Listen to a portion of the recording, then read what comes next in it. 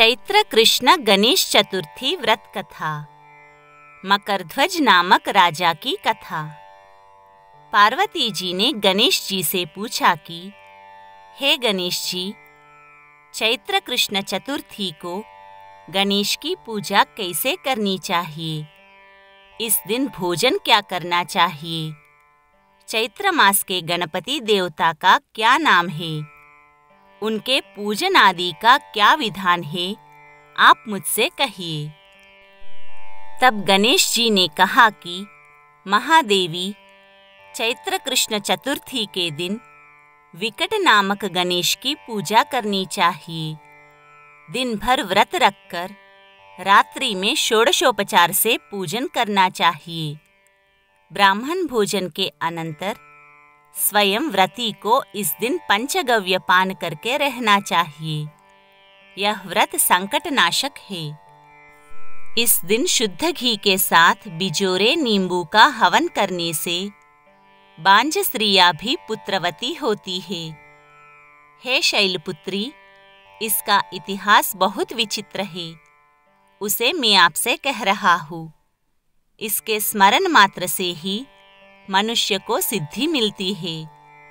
प्राचीन काल में सतयुग में मकरध्वज नामक एक राजा हुए। वे प्रजा पालन के प्रेमी थे।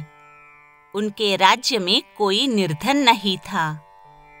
चारों वर्ण अपने अपने धर्मों का पालन करते थे। प्रजाओं को चोर डाकू आदि का भय नहीं था। प्रजा स्वस्थ रहती थी। सभी लोग उदार, सुंदर, बुद्धिमान, दानी और धार्मिक थे। इतना सुंदर राज्य शासन होते हुए भी राजा को पुत्र की प्राप्ति नहीं हुई। तत्पश्चात महर्षि याज्ञवल्क्य की कृपा से उन्हें कालांतर में एक पुत्र की प्राप्ति हुई।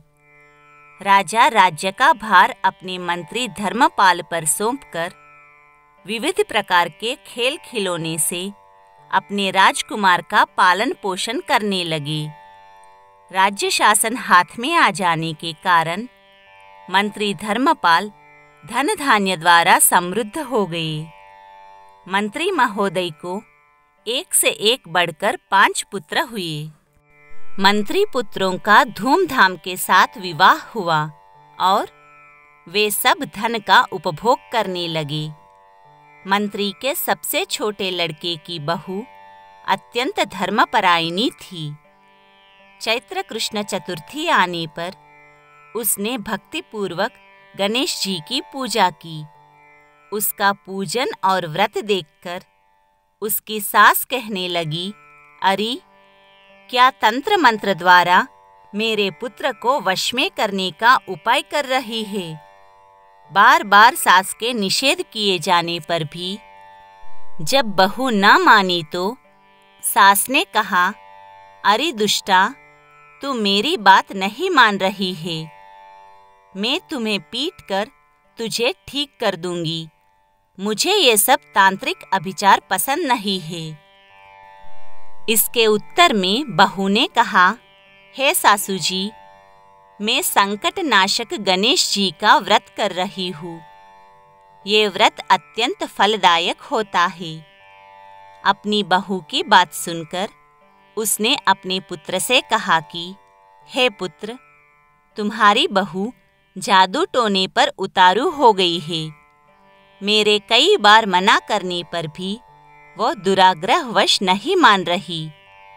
इस दुष्टा को मार पीट कर ठीक कर दो। मैं गणेश को नहीं जानती ये कौन है और इनका व्रत कैसे होता है। हम लोग तो राजकुल के मनुष्य हैं। फिर हम लोगों की किस विपत्ति को ये नष्ट करेंगे? माता की प्रेरणा से उसने बहू को मारा पीटा। इतनी पीड़ा सहकर भी उसने व्रत किया। पूजनोपरांत वह गणेश जी का स्मरण करती हुई उनसे प्रार्थना करने लगी कि हे गणेश जी, हे जगतपति, आप हमारे सास ससुर को किसी प्रकार का कष्ट दीजिए। हे गणेश्वर, जिससे उनके मन में आपके प्रति भक्तिभाव जागृत हो।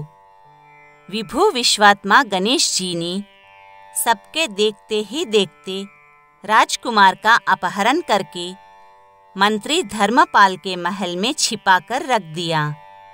बाद में उसके वस्त्र आभूषण आदि उतारकर राजमहल में फेंक दिए और स्वयं अंतर्धान हो गए। इधर राजा ने अपने पुत्र को शीघ्रता से पुकारा, परंतु कोई प्रत्युत्तर न मिला। फिर उन्होंने मंत्री के महल में जाकर पूछा कि मेरा राजकुमार कहाँ चला गया? महल में उसके सभी वस्त्राभूषण तो है, लेकिन राजकुमार कहाँ चला गया है? किसने ऐसा निंदनीय कार्य किया है? मेरा राजकुमार कहाँ गया? राजा की बात सुनकर मंत्री ने उत्तर दिया, हे राजन, आपका चंचल पुत्र कहाँ चला गया, इसका मुझे पता नहीं है। मैं अभी गांव, नगर, बाग बगीचे आदि सभी स्थानों में खोज करता हूँ। इसके बाद राजा अपने सभी नौकरों, सेवकों आदि से कहने लगे, हे अंगरक्षकों, मंत्रियों, मेरे पुत्र का पता शीघ्र ही लगाओ। राजा का आदेश पाकर दूत लोग सभी स्थानों में खोज करने लगे। जब कहीं भी पता न लगा तो आकर राजा से डरते डरते निवेदन किया कि महाराज, अपहरणकारियों का कहीं सुराग न मिला। राजकुमार को आते जाते किसी ने नहीं देखा। उनकी बातों को सुनकर राजा ने मंत्री को बुलवाया। मंत्री से राजा ने पूछा कि मेरा राजकुमार कहाँ है?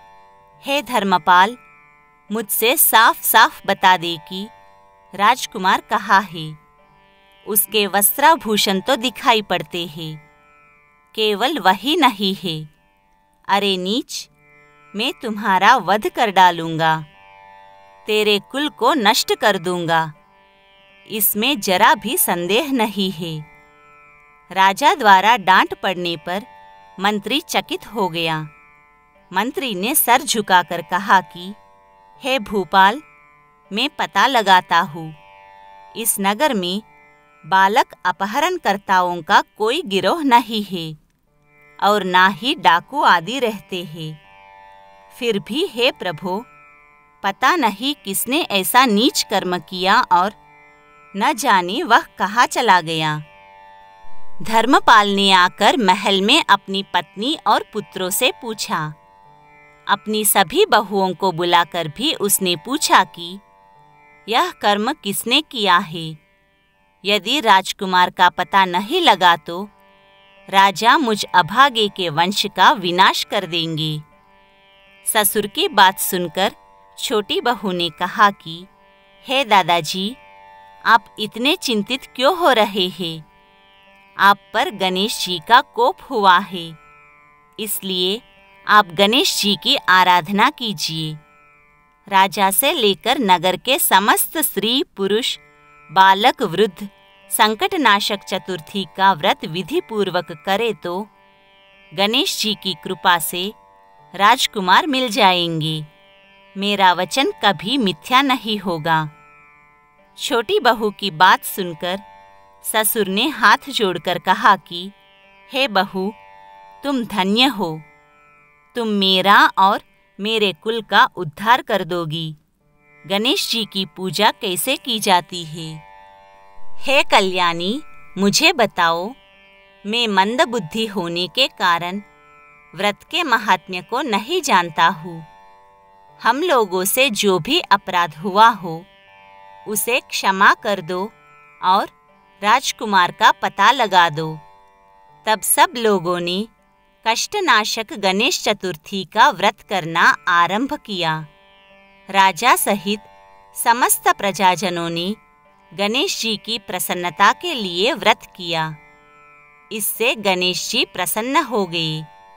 सब लोगों के देखते ही देखते उन्होंने राजकुमार को प्रकट कर दिया।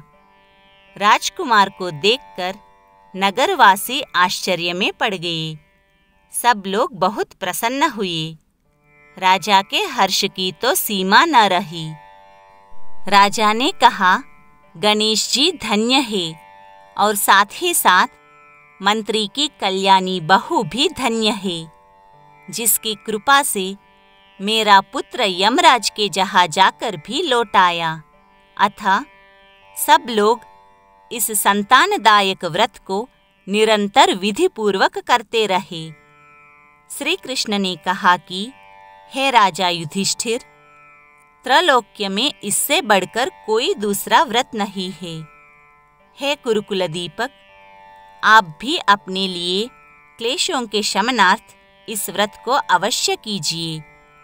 श्री कृष्ण जी के मुख से इस कथा को विस्तार पूर्वक सुनकर युधिष्ठिर ने बड़े ही भक्तिभाव से चैत्र कृष्ण चतुर्थी का व्रत किया और गणपति की कृपा से अपने खोए हुए राज्य को पुनः प्राप्त कर लिया।